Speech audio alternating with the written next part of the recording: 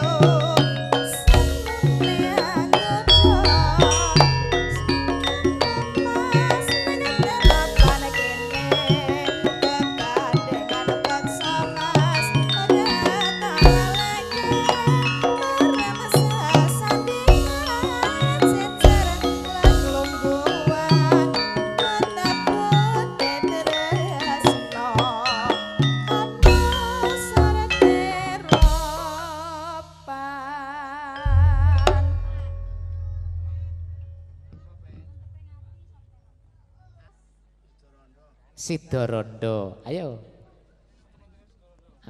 Dangdut.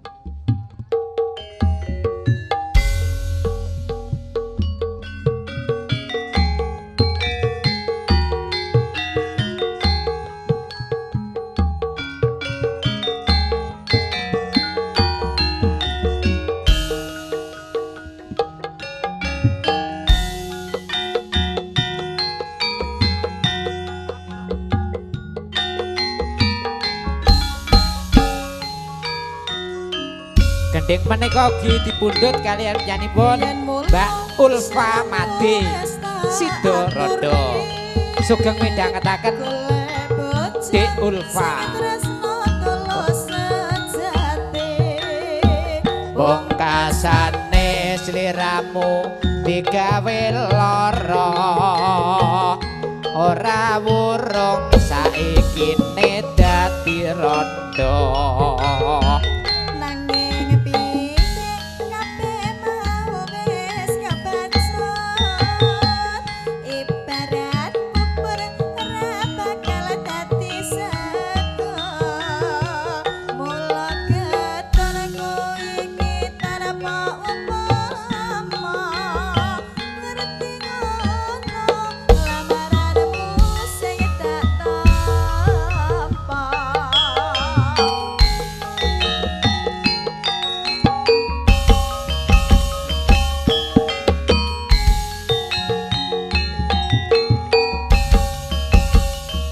Kabeh iku ditedone janjimu biyen aku saguh nganteni kowe lan aku muga dadi jodhone ora kena prawane tak anteni rondone.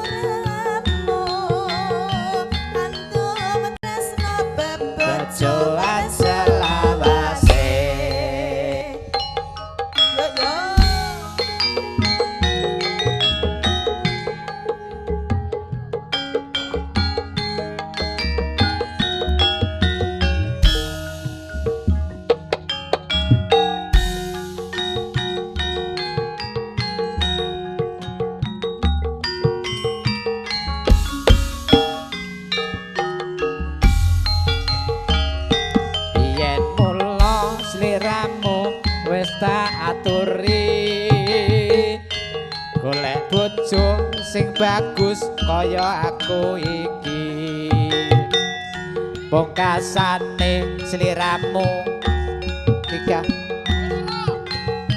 ora wurung saikine dadi randha.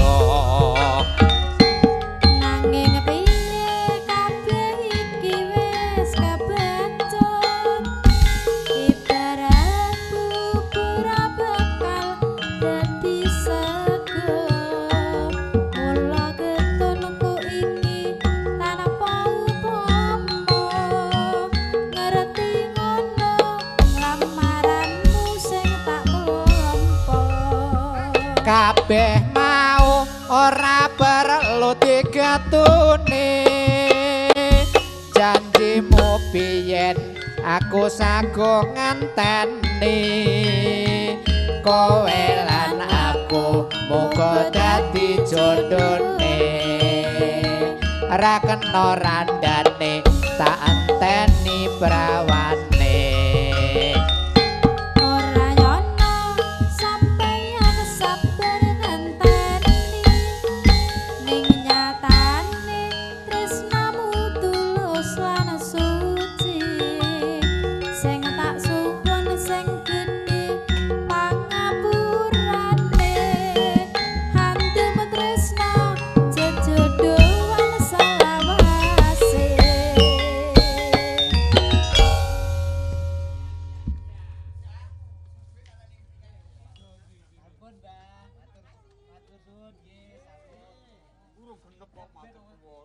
Ya kabeh to nyampun to. Sampun matur suwun. Sapa sing sapa sing turu? Nggih mbok pilih menika tamu saking Segulung. Monggo.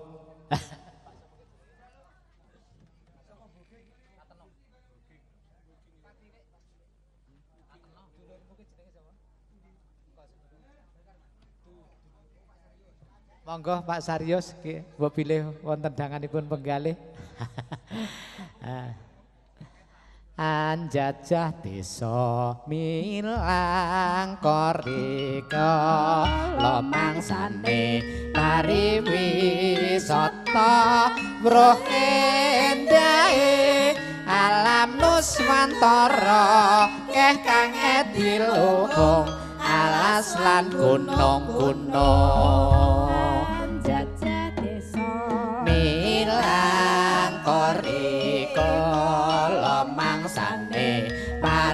pariwisata bruh endahe alam nuswantara keh anget diluhung alas lan gunung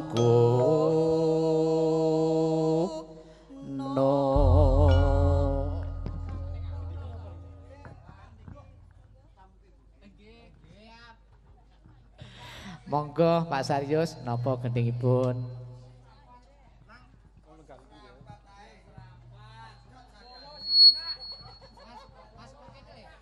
Ninggal kater Mas.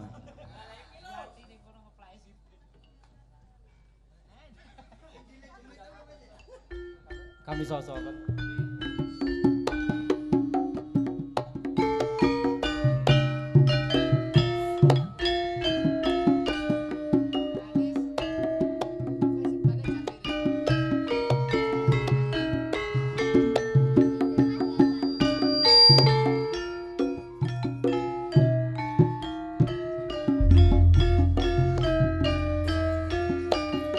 Nangis sajroning atiku nalika sliramu ninggal aku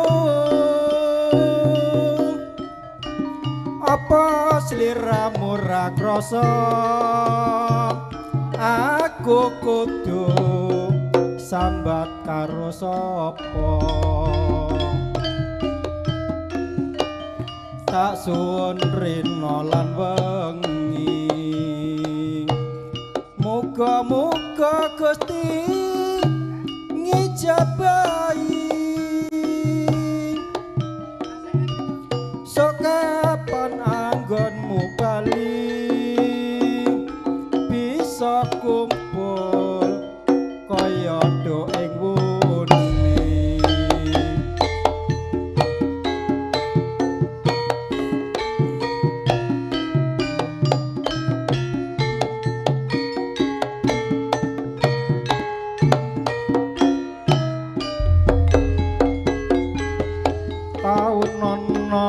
windanana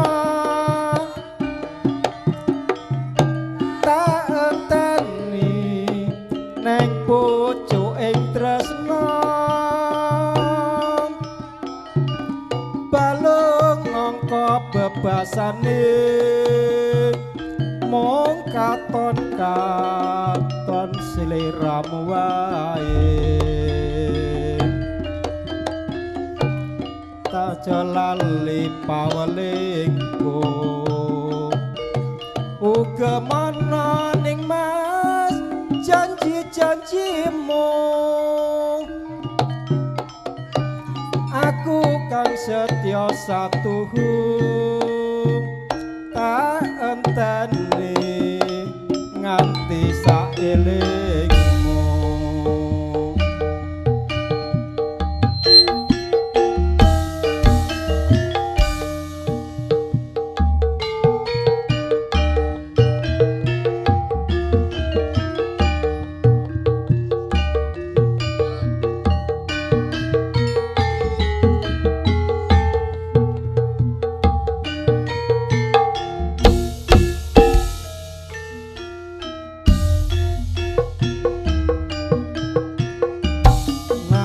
sajroning atiku nalika sliramu ninggal aku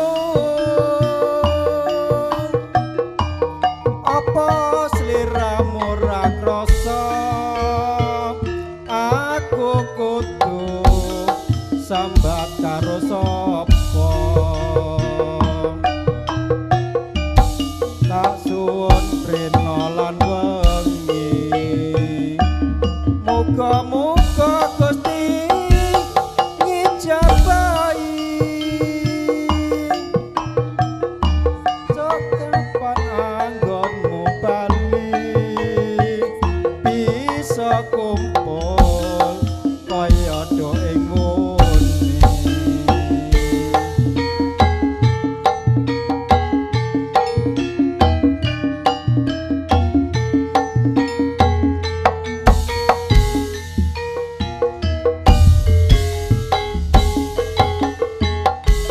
taun nono windonono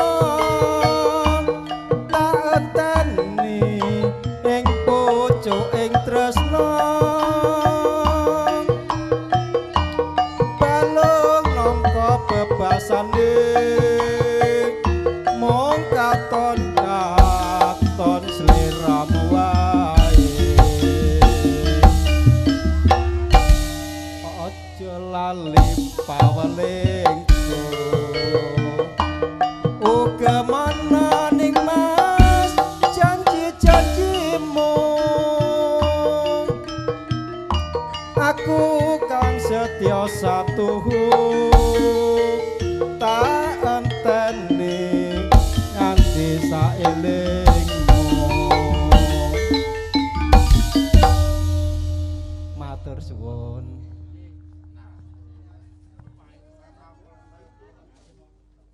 Ora brokoi ngelih. Wes ya. Monggo Pak Paiman nggih. Dunak matu mation krasa penak mudun. Monggo. Matur nuwun Bapak Marmo.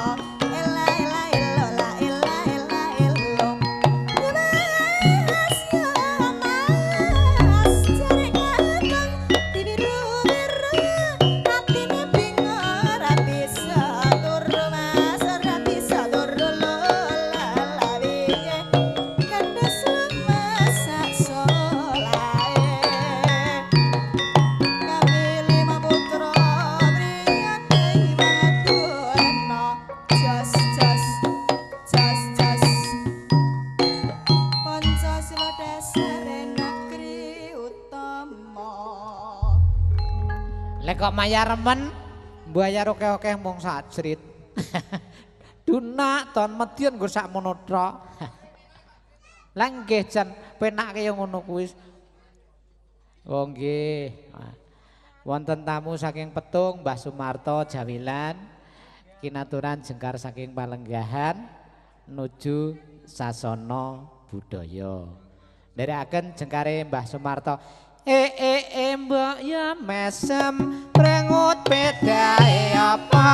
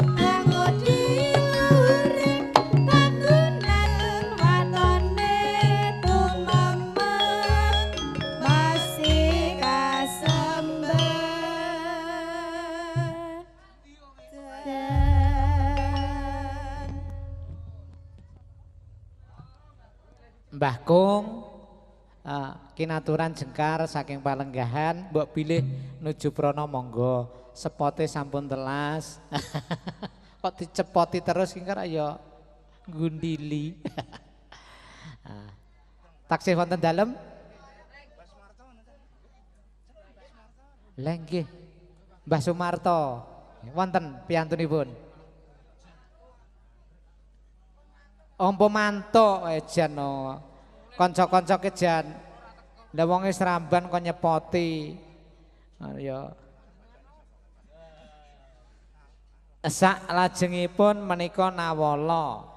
Menika saking nyanipun Mbah Amir gendhingipun Putri Madiun. Jan. Putri Madiun saking nyanipun Mbah Amir. Jan. Monggo Mbah Amir.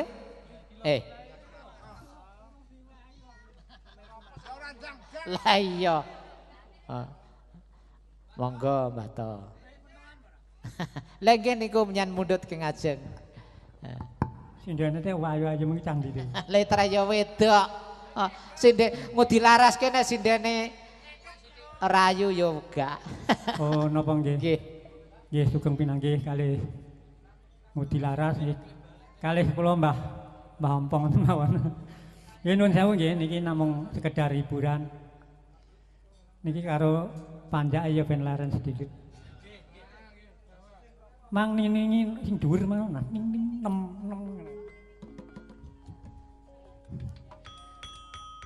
Tarewangi lara ngapa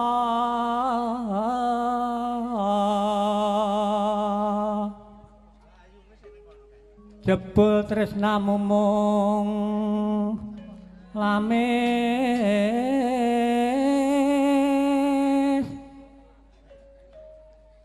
ora ngira babar pisan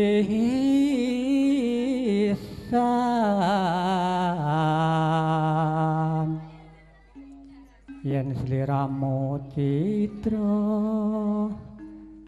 janji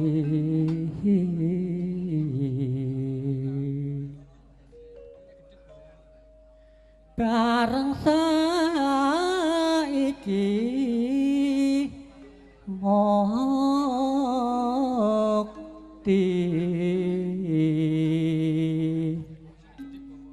mung dak yo marang aku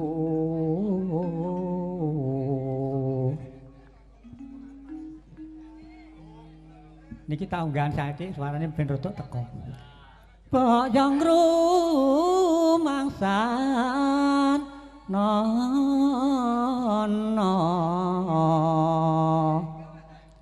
dek nalika tak tras nani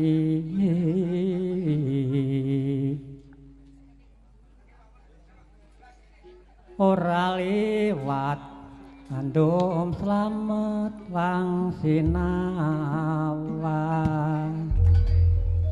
suarane kaya ngono ki cara jinom kira-kira dipethik wong ya nek sarane wis tuwek gak mentolo Mboten.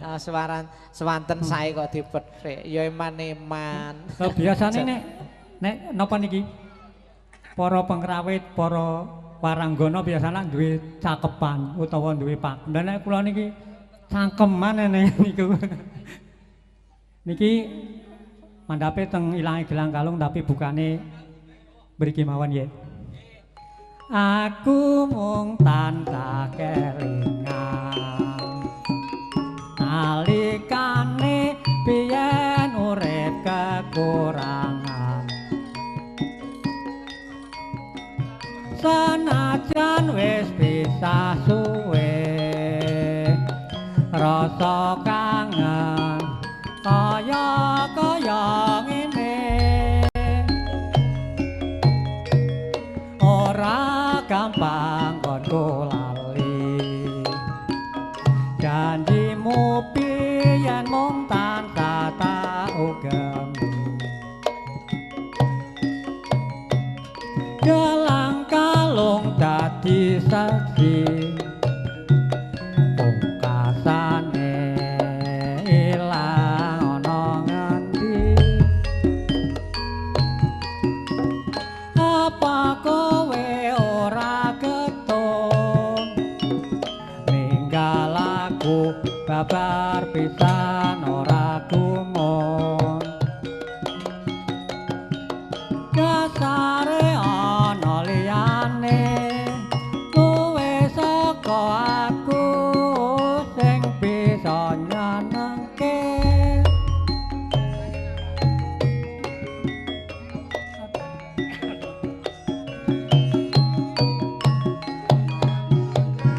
kuwi dudu ukurane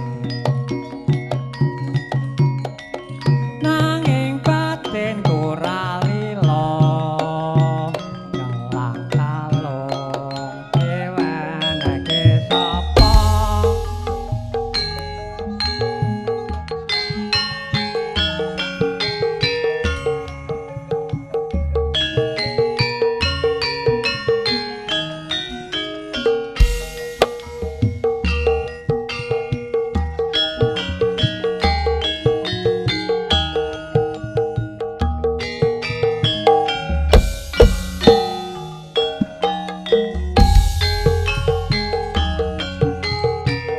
aku mung tansah kelingan nalikane biyen isih kekurangan senajan wis pisah suwe rasa kangen kaya ngene ora gampang ngoko lali janjimu piye nang tansah tak ugemi gelang kalung dadi saksi pungkasane ilang ana ngendi apa kowe ora ketun ninggal aku kabar pisan ora gumun dasare ana liyane luwe saka aku sing bisa nyenengke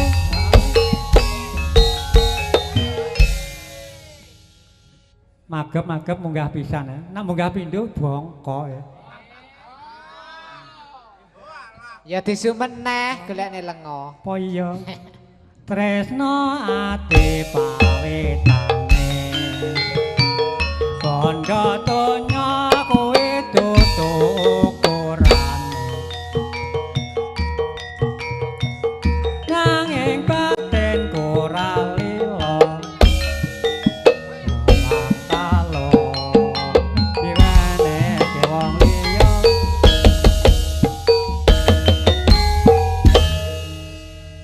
Makaten kirang langkung nyuwun pangapunten. Dene salajengipun menika dumawah dumateng panjenenganipun Bapak Parni. Monggo kula aturi lengser saking palenggangan tumuju dumateng sasana pahargyan. Dipun sepotne Mas. Bapak Parni. Monggo tinggal mriki. Sindene pun ngantosi Bapak Parni aturan maringi Pak Parni opo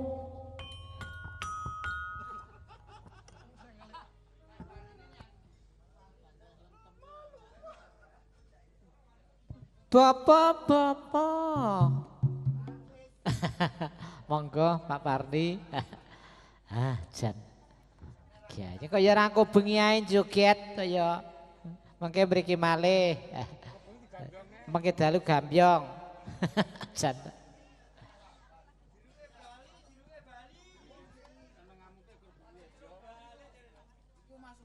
Omah suwung nyanyi piyambak. Na na na na na no. Na na na na na no.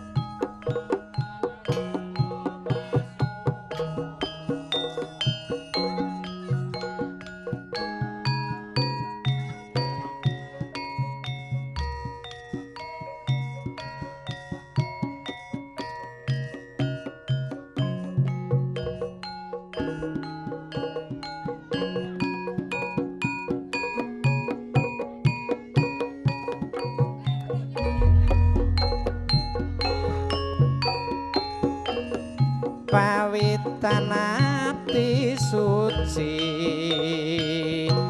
dono rasa wis nunggal sawiji wis mokang kebak prasasti wirang isen padha dilakoni omah suwung tanpa dimar yen tresnaku ora bakal udar omah suwung tanpa lawang yen tresnaku ora bakal ilang peyan geget latiku kok pasrahke jiwa lan ragamu manuk sriti padha nyawang omah suwung kang dadi kenangan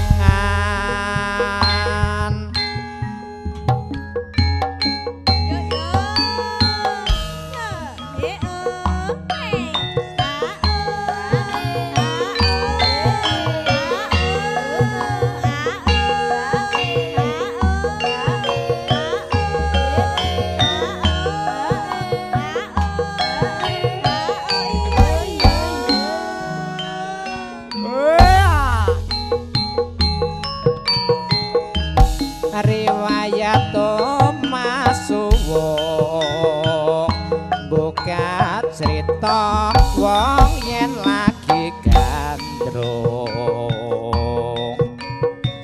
ana panggonan kang nesta aku kowe bisa gandeng rasa pawitan ati suci dono rasa wis nunggal sawiji wis mokang kebak prasasti wirang isen padha dilakoni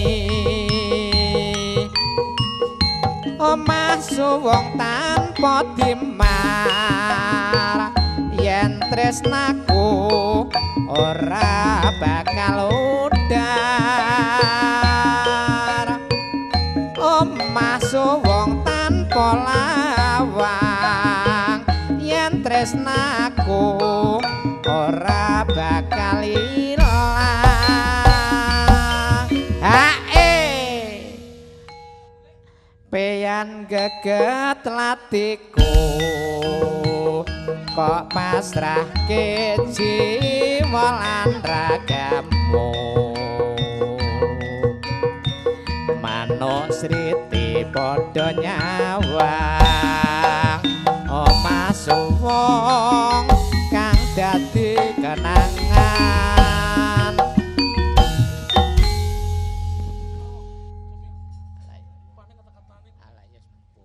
omah suwung endet aku ya ora mbati ning ngono kuwi penilih nulis salah apa piye nggih tamu saking Glathik Pak nggih salajengipun suka parisuka konjuk para tamu ingkang nembih pinarak wonten ing nglebet king mriki ora patek ketinggal konjuk penyanipun Bapak Parmun saking Glathik bilih wonten danganipun penggalih kinaturan jengkar saking Palenggahan nuju sasana budaya. Menika Pak Senen saking Sawit napa gendhingipun?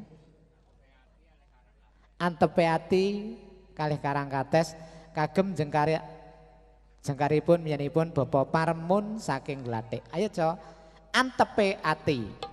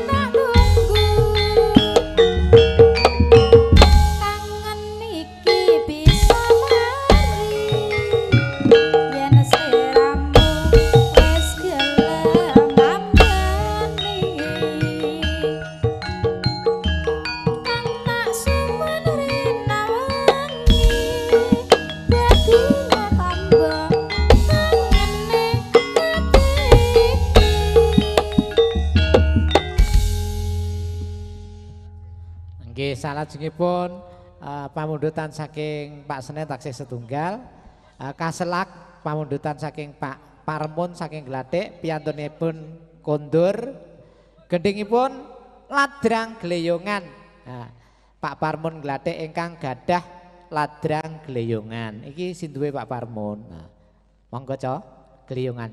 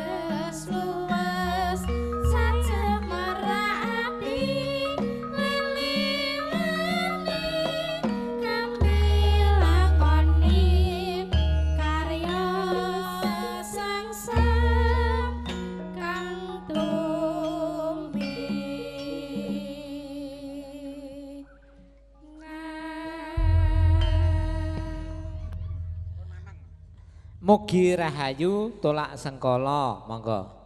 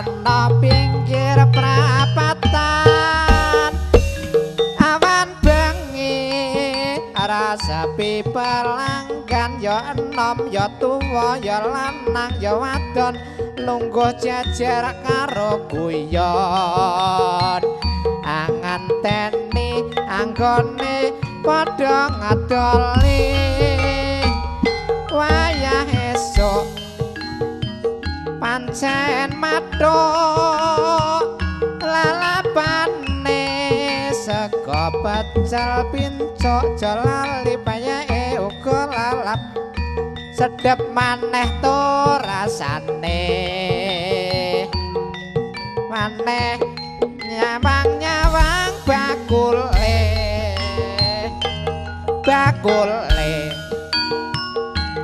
rondo kagunge sedo hasile dilumpuke murakapi keluargane dasare rondo kagunge